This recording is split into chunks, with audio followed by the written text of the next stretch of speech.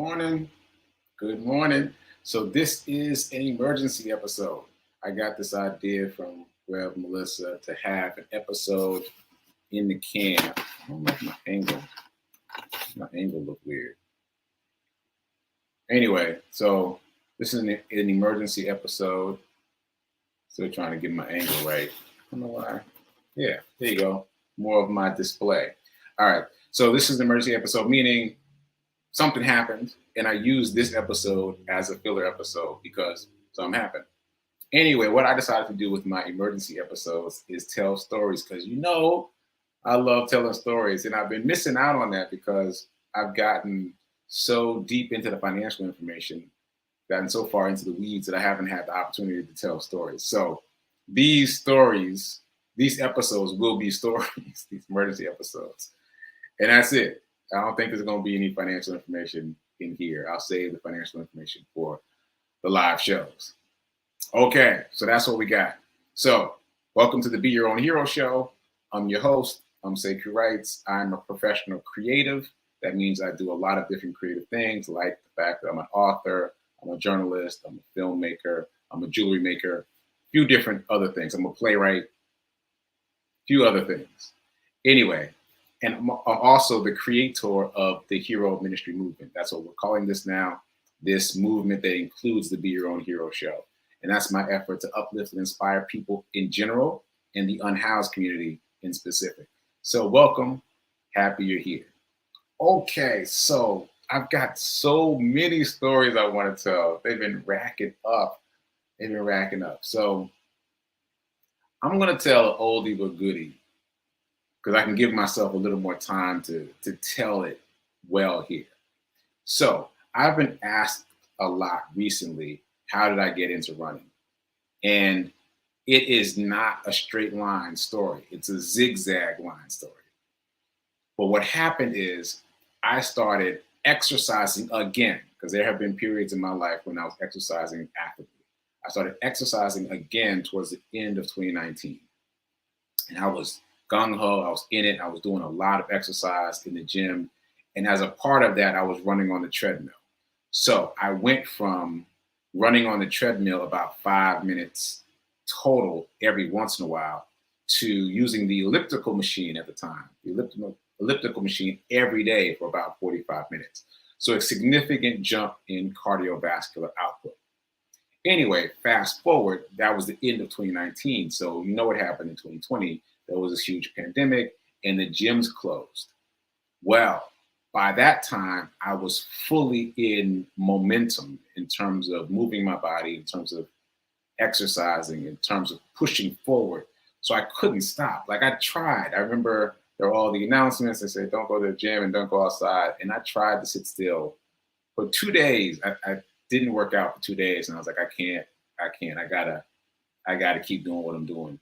But that's my alarm to start an actual show. So I gotta wrap this up. Anyway, so because I couldn't sit still, I started just exercising outside. That turned into me picking up my mom's jump rope. My mom's jump rope has been hanging on the doorknob forever, and I just happened to see it this time. That's back to the reticular activating system. The reticular activating system helps show your brain what it is that you're looking for. It filters and it seeks. It filters and it seeks. So I was seeking ways to exercise, and all of a sudden, I noticed that jump rope that had been hanging on that doorknob for years. So I grabbed the jump rope and I started going out into the driveway and jumping rope. And that's what I was doing. Those were my driveway workouts during the pandemic. Jumping rope, and I was posting it on social media, and I got all these people cheering, hey, you can do it. And I saw other people, many other people were also doing driveway workouts because we couldn't go to the gyms. So the driveway jump rope evolved into running because I felt like I wasn't getting enough cardio. Not that jumping rope is not a lot of cardio. It is, but I just felt like I wasn't getting enough. Right, so I would jump rope and then I would go running, and I just combined the two. And I started going to the Fisk University track. Shout out to Fisk University. That's where my mom graduated. And I would jump rope, and then I would run, and then I would jump rope. And So I got into this habit of exercising. And what happened after that is I started seeing these pop-ups. Again, the reticular activating system. The pop-ups were probably always there. They're probably always there. And there is the algorithm. The algorithm for social media is very, very complex. And I was posting about running. And so those two things combined to have me notice these pop-ups for this group called Black Men Run. And I was like, what an innovative name. Like, I'm a Black man and I run. I should probably check them out. And it kind of stayed in the back of my mind for a while. And then one day I was like, I'm just going to show up. It was a Saturday, I remember. And it was cold. It was a cold winter Saturday. I just decided to show up where they were. And I show up and I'm bundled up. I'm bundled up for the cold weather. I've got a heavy fleece jacket on. I got heavy sweatpants on. And what I didn't know then that I know now is that they were looking at me like, man, this dude ain't gonna make it. He ain't gonna make it. Because not apparently, I know for sure now that I've become a part of Black Men Run, many times people show up, new guys show up, and then they don't come back. They run with the group once or twice, and then that's it. And so the group that was assembled that day assumed that I was going to be another one of those guys because I wasn't dressed the part. I didn't know how to dress like a runner. I'm bundled up for the cold instead of dressing for running. Because when you run, yeah, it's cold in the beginning, but once you start running, your body generates heat. And then you don't need the clothes, right? They become a liability because they get drenched with sweat, they become heavy, all the things I didn't know. But I was like, it's cold out here. I'm bundled up, right? I'm looking at them like they're crazy because they got shorts and t-shirts on. Meanwhile, they're looking at me like I'm crazy. All right. So I remember this vividly. Never forget this. One of the guys asked me, what's your pace? And I didn't even know what he meant. I mean, I know what the word pace means, but I don't know what my pace is. I was just running in the neighborhood. But by this point, I felt like I was fast because I told you I started running at Fisk University track. Well, unbeknownst to me, Fisk University track is not regulation size. It's smaller than regulation size. I did not know this. So I thought I was killing it. I'm out here like I'm running 6-minute miles. What are you talking about? I got this. No, I was not. I was running 4 laps at Fisk and timing that. In order to get to a mile at Fisk, you have to run 6 laps. So I was 2 laps short. So I thought I was killing it, and I was not. So anyway, when the guy, his name is Sean. I know his name now, but I didn't know his name then. But when he asked me what my pace was, I was like, I don't know, but I'm killing it. Like I didn't say it out loud, but my attitude was like, but I'm fast though. I'm running 6-minute miles. What, right? So anyway, he says she's gonna watch out for me. I'm watch out for me. You don't need to watch out for me. I'm good. I got this. 6-minute mile man, right? That's what I'm thinking. I don't say any of it, right? At least I don't say any of it. So anyway, we start out running, and it's a nice little jog, right? And that's what I'm assuming. We're all going to jog together, right? Okay. So I didn't fully process the name Black Men Run, not jog, run. I didn't really process that until weeks later, and one of my friends had to help me process it.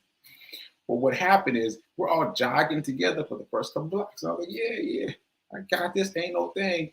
And then we turn on to the equivalent of Broadway. Just imagine Broadway in your town. Every town has a Broadway. It's that big street, right? We turn onto that big street, and all of a sudden they start accelerating away from me. All of them in unison. They're like,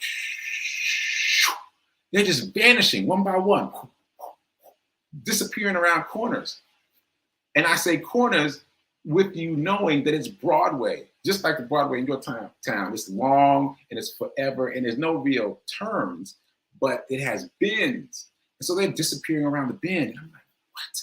Can't keep up with it. I can't even keep them in line of sight, except for Sean, who has decided to watch out for me. So Sean will jog a little bit.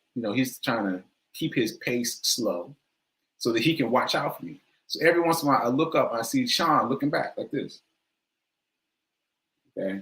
And then he'll go run on some more. And then a few blocks later, he'll look back. And then he'll keep going, right?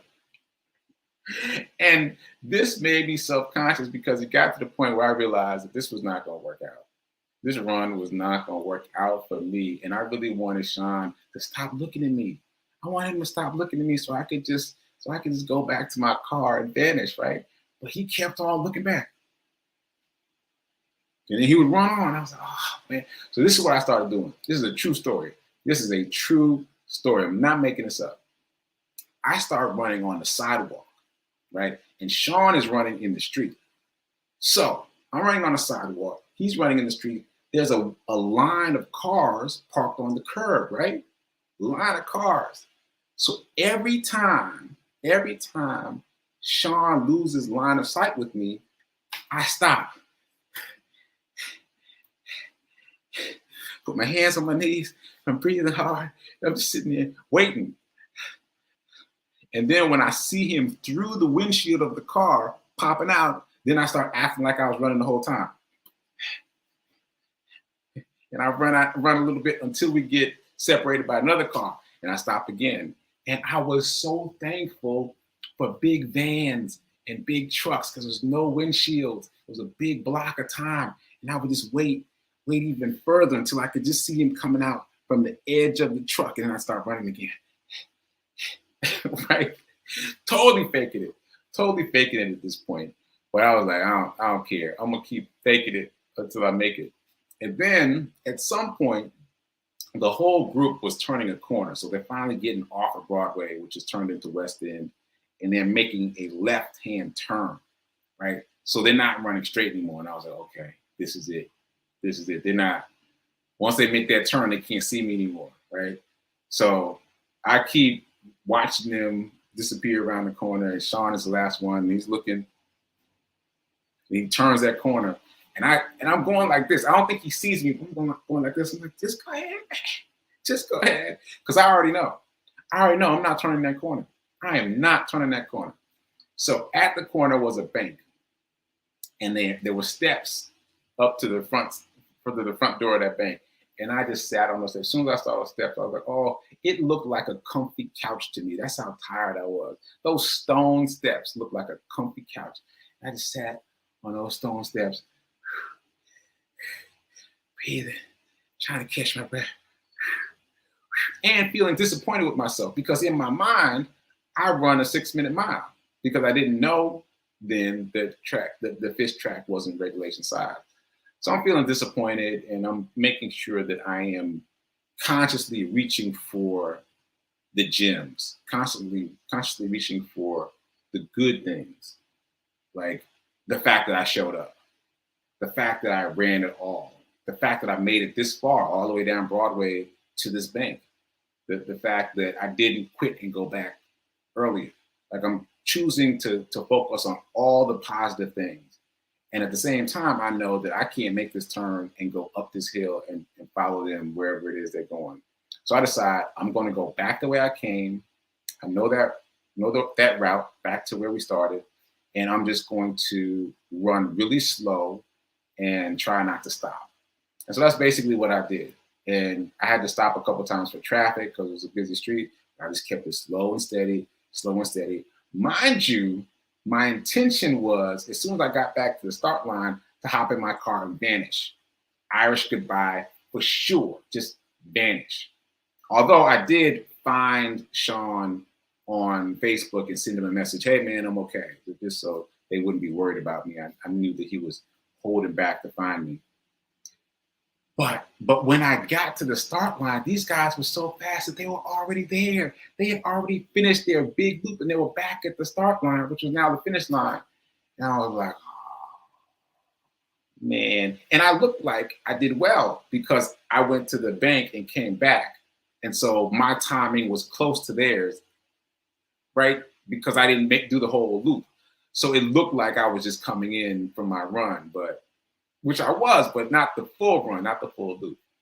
So anyway, I'm chit-chatting, I'm, making light of the fact that I couldn't hack it. And then eventually Sean comes in. He was like, yo, what happened to you? I was like, yeah, man, I told you to go ahead. I don't know if you saw me. I was telling you to go ahead. I sent you a message on Facebook. He was like, oh, okay, because I was looking for you. I was like, yeah, I know, I know you were looking for me. And so after all that, it was very funny. I posted about it on social media and posted about all the things I just said, that how I didn't do as well as I thought and how I wanted to do better, but I was looking at the glasses half full and focusing on the positives and training my mind not to beat myself up, even then in those early days. And I got a call from Demetrius, who is the team captain for Black Men Run Nashville, the next day. And he left me this long message. He was like, listen, man, don't be discouraged. You just happened to show up on a day when the guys that showed up were the fastest guys in the group. And I now know that, yeah, these guys are the fastest guys in the group. These are very fast guys. And so he's like, don't be discouraged, just come on back out. He was very encouraging. And partly because I had decided to push forward and partly because of his encouragement, I came back. And I came back religiously. I just made it a practice, even when I didn't want to. Matter of fact, I say even when I didn't want to, but that's not correct. I didn't want to at all because I was still embarrassed by that first day. I kept coming back and I kept being embarrassed and pushing through anyway and doing the best that I could. And I kept coming back and being embarrassed and feeling embarrassed, but doing the best that I could. And that's what that was the rhythm. Show up, be embarrassed, do the best I can. Or do the best I can, be embarrassed, but keep going. Keep showing up. And yeah, I can't even remember what that date was. Someday I'm going to have to look at my social media and figure out what that date was, that first day that I ran with them and I sat on the steps of the bank. But I kept coming consistently. And as they challenged themselves to do more and more things, I challenged myself to do more and more things, more and more difficult things. Like, for example, there was a time when I showed up for an early morning run and a few of the guys were drenched in sweat. And I was like, am I late? What's up? And they were like, oh, no, we ran 3 miles already. And I'm like, these dudes, what you talking about? You ran 3 miles already before the 3 mile run. Like, what?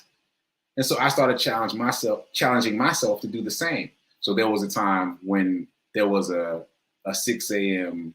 3 mile run and I showed up early. I showed up in the 5 o'clock hour and ran the route already by myself, ran 3 miles by myself. And then I had the same effect on other people. And then everyone else showed up for the 3 mile run. And it was a big group run. So it was like 3 different groups together. And people were like, why are you sweating? And I was like, yeah, I finished mine already. I did it already. I'm going to do it again with you guys, but I did mine already. And I remember thinking, because I had just run 3 miles, that I would not be able to run another 3 miles despite the break. And I found that to be untrue. Like, I took a lot of walk breaks, but I was really taking walk breaks because I didn't think that I could run another 3 miles. But every time I took a walk break, I was like, I feel fine. So then I would shorten my walk break and jog a little more. So the point is, I recognized that day and many other days that I can do more than I think I'm capable of. I was like, I can run 2 back-to-back 5Ks in a day. Who knew? And that's how the process began, just learning and growing and believing based on empirical evidence that I can do more than I'm capable of. And that's what has led us to where we are today. Like, I can't say the day because this is a In the Can episode, but over a year of running every single day consecutively in a run streak. Like, who knew that I was capable of that? I didn't think that I could meet my original goal, which was 30 days. And now I've run for more than a year every day. And by the way, let me just hit this very hard. It is more mental than physical. Your body will adapt. It'll catch up. It's like, okay, I think he's serious. I think we need to make some changes, make some adjustments. The body will adapt, but your mind is what keeps trying to pull you back to what you were doing before. That's called homeostasis. It keeps trying to pull you back to a comfortable place.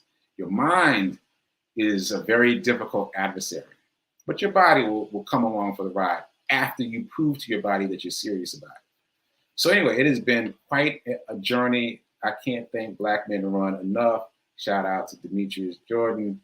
Shout out to Demetrius. Shout out to Sean. Shout out to all the people who were there that first day, who inspired me by how fast they were to come back later.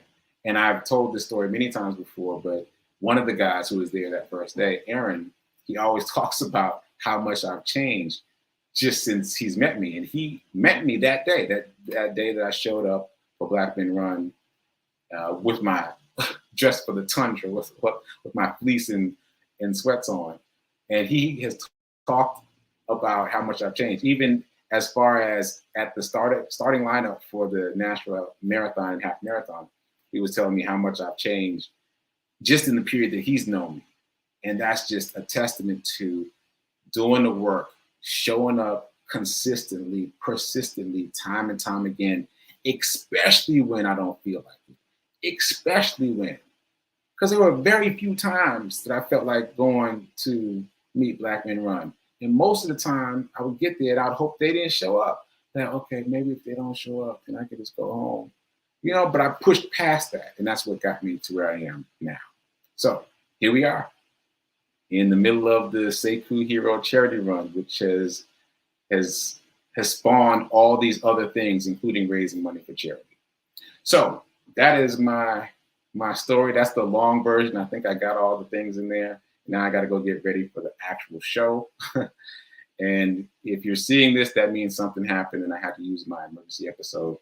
And I will keep recording emergency episodes that are stories. So stay tuned. All right. Until next time, keep doing. Be a hero, yes, but be your own hero. Be your own hero. And remember that now is better than perfect in all things. No matter what it is, now is better than perfect.